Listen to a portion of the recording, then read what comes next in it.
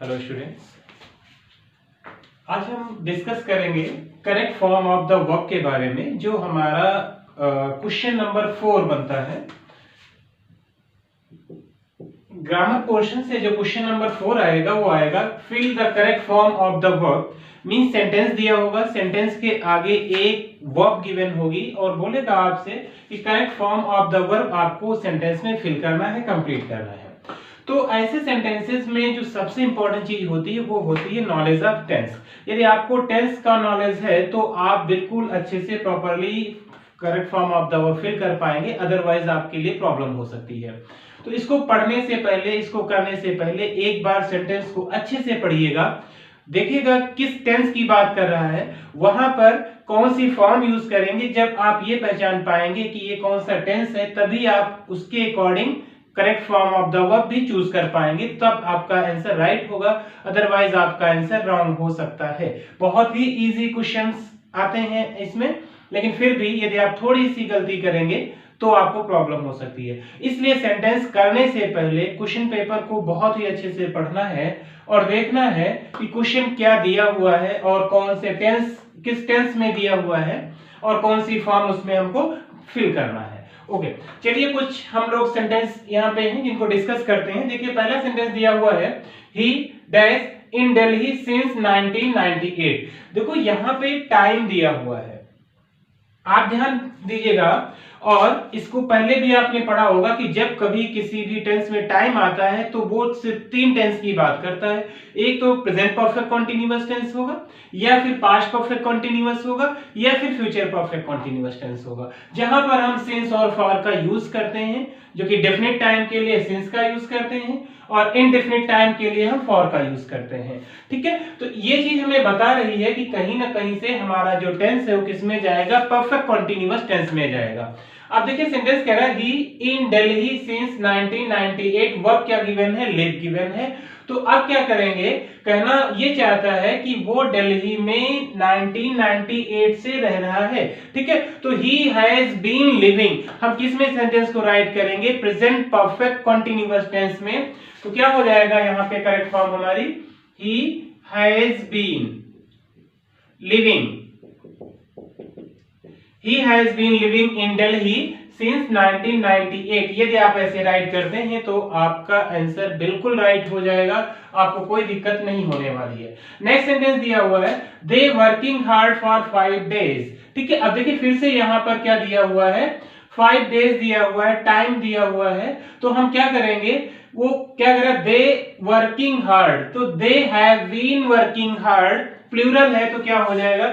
लेकिन एक चीज और यहाँ पे देखना है कि फॉर्म ऑफ बी दिया हुआ, कंफ्यूज मत होइएगा आप लोग, इसलिए इसको मैं बोले दे रहा हूं कि बी की फॉर्म कौन कौन सी होती है, इज होता है, आई एम होता है, आर होता है, वाज होता है, वर होता है और एक बीन भी होता है।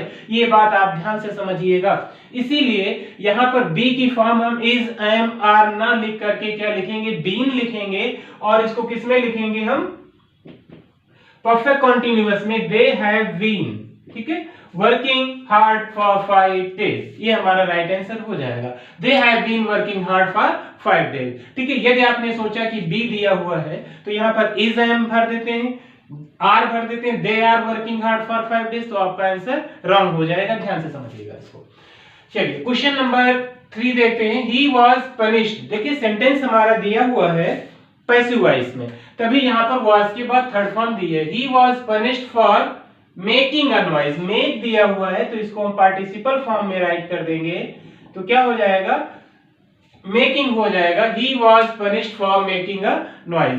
देखिए बच्चों, आप बहुत ही अच्छे से देखिएगा, वीडियो को बहुत ही अच्छे से करिएगा और यकीन मानिए कि यदि आप एक सीक्वेंस से पूरा वीडियो अच्छे से देखते हैं तो आपको नीड ही नहीं होगी दोबारा इन सब चीजों को देखने की, पढ़ने की। बट एक प्रॉपरली नोट्स जरूर बनाते रहिएगा ताकि एग्जाम के समय आपकी बहुत हेल्प करने वाला है। उसको एक बढ़िया सीक्वेंस से लिखते रहिएगा ताकि आपकी हेल्प ये कर सके अच्छे से। ठीक है, चलिए क्वेश्चन नंबर 4 देखते हैं, ही फ्रॉम फीवर सिंस यस्टरडे। तो यहाँ पर तो कोई प्रॉब्लम ही नहीं होगी आपको। फ्रॉम फीवर सिंस यस्टरडे कह रहा है, ही वाज सफरिंग या he has been suffering from fever since yesterday कर सकते हैं, he has been suffering, ठीक है, हैज बीन सफरिंग, ऐसे लिख दीजिएगा, he has been suffering from fever since yesterday. Okay, चलिए क्वेश्चन नंबर 5 दिया है, have you ever to Hyderabad. Form क्या दी है यहाँ पर, बी दी हुई है, तो बी की फॉर्म अभी मैंने बताया था इज एम आर, याद कर लीजिए, is am are, was were, been भी होती है, तो आप क्या करोगे, have you ever been to Hyderabad. Okay, next question number 6 दिया हुआ है, he has dot dot to bring his umbrella. तो ही हैज, देखिए हैज यहाँ पर दिया हुआ है, इसका मतलब कहीं ना कहीं से ये प्रेजेंट परफेक्ट की बात कर रहा है, क्योंकि हैज और हैव हेल्पिंग वर्ब हम यूज कहां करते हैं, प्रेजेंट परफेक्ट टेंस में, तो फॉरगेट की थर्ड फॉर्म लग जाएगी, हमारा प्रेजेंट परफेक्ट टेंस हो जाएगा। He has forgotten, he has forgotten to bring his umbrella, वो अपना अम्ब्रेला लाने को भूल गया। ओके, चलिए क्वेश्चन नंबर 7 दिया है, she would have सुसाइड। तो she would have, जब would have आ जाता है तो उसके बाद हमेशा वर्ब की थर्ड फॉर्म ही आती है, तो यहाँ पर कोई प्रॉब्लम ही नहीं होगी। आप क्या राइट कर सकते हैं, यहाँ पे थर्ड फॉर्म राइट कर देंगे, आपका आंसर क्या हो जाएगा, राइट हो जाएगा, she would have committed suicide। Okay, question number 8, I shall go home when. देखो अब यहाँ पे ध्यान से समझना है, ऐसे सेंटेंस अक्सर पेपर में पूछे जाते हैं, मैं फिर से बोल रहा हूँ कि ऐसे सेंटेंस अक्सर आपके एग्जाम में पूछे जाते हैं, क्योंकि यहाँ पर आप कंफ्यूज होंगे। हालांकि ये रूल मैंने आपको पढ़ाया है, यदि आप ध्यान दे रहे होंगे तो आपको याद आ रहा होगा, मैंने बताया था जब कोई सेंटेंस कंडीशनल सेंटेंस आ जाते हैं, आप ध्यान से समझिएगा, कंडीशनल सेंटेंस किसमें हो, किससे स्टार्ट होते हैं, इफ से स्टार्ट होगा या फिर व्हेन से स्टार्ट होगा। मैं यहाँ पे लिख के बता दे रहा हूँ, या तो इफ से स्टार्ट होगा या व्हेन से स्टार्ट होगा। तो जब दो कंडीशनल सेंटेंस आते हैं तो जो पार्ट आपका कंडीशनल होता है वो हमेशा प्रेजेंट इंडेफिनिट में होगा, और जो दूसरा पार्ट होगा वो किस में होगा, फ्यूचर इंडेफिनिट में होगा। अब आइए सेंटेंस को पढ़ते हैं हम लोग, देखिए क्या लिखा हुआ है, आई शैल गो होम, मैं घर जाऊंगा। ठीक है, यहां तो कंडीशन नहीं दिख रही, यहां देखो कंडीशन हमें दिख रही है, व्हेन ही, तो जिस पार्ट में कंडीशन है उसको आप प्रेजेंट इंडेफिनिट में लिखेंगे, सेंटेंस चाहे पहले आए या बाद में, इससे फर्क नहीं पड़ता है। यदि यही पार्ट इधर लिखा होता तो हम इसको क्या करते, प्रेजेंट इंडेफिनिट में लिखते, ये बाद में होता तो ये फ्यूचर इंडेफिनिट में जाता। आप ध्यान रखिएगा, पहले भी मैंने इसको बताया है कि इफ आई कम, है ना, इफ ही गोज, है ना, if he comes I shall teach him, है ना, यदि वो आएगा तो मैं उसे पढ़ाऊंगा, if he comes I shall teach him. ठीक है, तो यहां पर जस्ट अपोजिट कर दिया, सेंटेंस को उसने क्या कर दिया, चेंज कर दिया, अल्टर कर दिया, आई शैल गो होम, मैं घर जाऊंगा, व्हेन ही, कम का क्या हो जाएगा बेटा, कम्स हो जाएगा, क्योंकि सब्जेक्ट हमारा सिंगुलर है। तो ये आप ध्यान दीजिएगा, जो पार्ट कंडीशनल होगा वो हमेशा प्रेजेंट इंडेफिनिट में होगा, और दूसरा पार्ट जो होगा वो चाहे पहले आए चाहे बाद में, वो ये फ्यूचर इंडेफिनिट में होगा, ये ध्यान रखिएगा आप लोग। चलिए, आई थिंक क्लियर हो गया होगा रूल। क्वेश्चन नंबर 9 देखते हैं, द वर्क इज बीइंग। देखो is being, am being, are being, इसको देख के आपको लग गया होगा कि यहाँ पर helping verb present continuous tense की लगी है, और ये किसमें है, पैसिव फॉर्म में है। आपको याद होगा कि जब सेंटेंस एक्टिव वॉइस से पैसिव वॉइस बनाते हैं तभी हम helping verb is being, am being, are being लगाते हैं। तो जब इज बीइंग यहाँ दिया हुआ है तो इसका मतलब हमेशा वर्ब की थर्ड फॉर्म आएगी, तो the work is being done हो जाएगा। Okay, the work is being done हो गया, और हमारा सेंटेंस भी डन हो गया। ठीक है, the work is being done by me. Okay, चलिए क्वेश्चन नंबर 10 दिया है, हैज बीन, हमें देख के ही पता चल गया, ऑलरेडी हैज बीन दिया हुआ है, तो जब हैज बीन आ जाए, हैव बीन आ जाए, मतलब प्रेजेंट परफेक्ट कंटीन्यूअस टेंस। तो हैज बीन दिया है तो आगे वर्ब की फोर्थ फॉर्म आएगी, पार्टिसिपल फॉर्म आएगी, तो यहां हम लिख देंगे ही हैज बीन वर्किंग। क्या हो जाएगा, ही हैज बीन वर्किंग। थोड़ा सा मैंने चेंज कर दिया है ना, आपको अच्छे से दिखेगा। ठीक है, she has been working hard since last night. Okay, तो यहां पे आपने हैज बीन देखा, समझ गए कि ये प्रेजेंट परफेक्ट कंटीन्यूअस टेंस है, वर्क का वर्किंग कर दिया। नेक्स्ट क्वेश्चन है, द डॉक्टर रीच्ड। देखो ये भी समझ लो, मैंने हालांकि पहले भी बताया होगा आपको इसके बारे में, जब किसी सेंटेंस में कॉन्जक्शन आफ्टर आ जाए, ध्यान से सुनिएगा, जब आफ्टर कॉन्जक्शन आ जाता है तो उसके पहले का पार्ट हमेशा पास्ट इंडेफिनिट में होगा और दूसरा पार्ट किस में होगा, पास्ट परफेक्ट में। जब बिफोर आ जाता है तो पहला पार्ट पास्ट परफेक्ट में होगा, दूसरा पास्ट इंडेफिनिट में होगा। तो यहां पर आफ्टर दिया हुआ है, पहला पार्ट किस में दिया हुआ है, पास्ट इंडेफिनिट में दिया है, तो दूसरा पार्ट अपने आप किस में चला जाएगा, पास्ट परफेक्ट में चला जाएगा।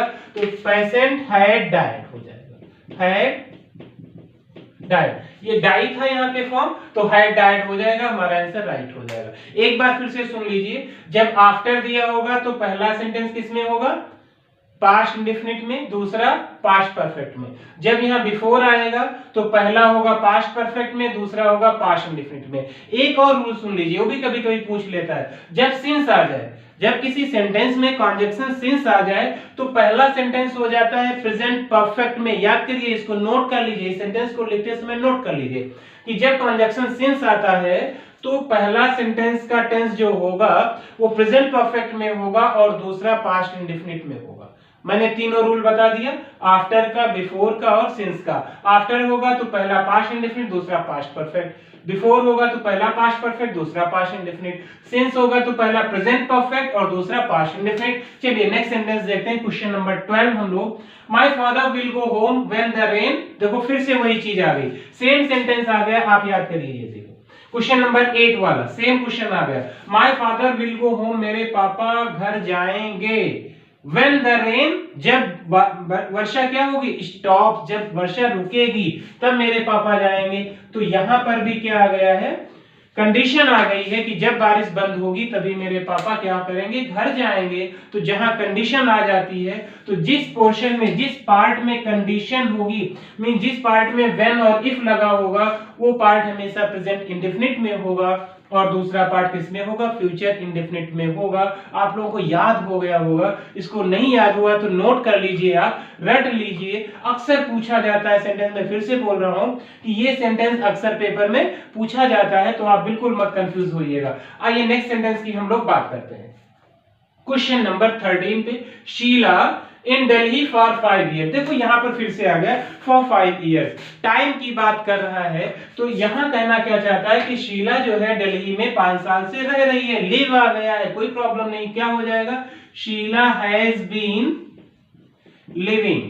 ठीक है, अक्सर ये देखिए हैज बीन लिविंग मतलब प्रेजेंट परफेक्ट कंटीन्यूअस से कई बार क्वेश्चन पुट किया गया है आपके सेट में। मैं एक बार फिर से बता दूं, ये आपके ग्रामर में क्वेश्चन नंबर 4 है, जिसमें कहेगा fill in the correct form of the verb. ठीक है, एक एक दो नंबर में शायद क्वेश्चन ये पूछा जाता है। सारे सेंटेंसेस मैं यहाँ इंक्लूड कर लिया हूँ, जितने भी सेंटेंस आपके अनसॉल्व में दिए हुए हैं सारे सेंटेंस मैंने यहाँ पे नोट कर लिया है। यदि कोई सेंटेंस रह गया हो तो आप लोग जरूर बोलिएगा, कमेंट बॉक्स में कमेंट करके बताइएगा, मैं उसको आपको फिर से बता दूंगा। हो सकता रह गया हो, छूट गया हो, बट होगा नहीं जहां तक मैंने कोशिश की है। चलिए क्वेश्चन नंबर 13 हो गया। Question number 14, there a football match in the school yesterday. देखो बेटा यहाँ पे क्या कर रहा है, फॉर्म ऑफ बी दे रखा है। अब बी के पता है हमको, मैं फिर से रिपीट कर रहा हूं, कितनी फॉर्म्स होती हैं, 6, is, am, are, was, were, been. याद कर लीजिए आप, is, am, are, was, were, been. तो यहाँ पे बात कर रहा है यस्टरडे की, तो इज, एम, आर तो हो नहीं सकता।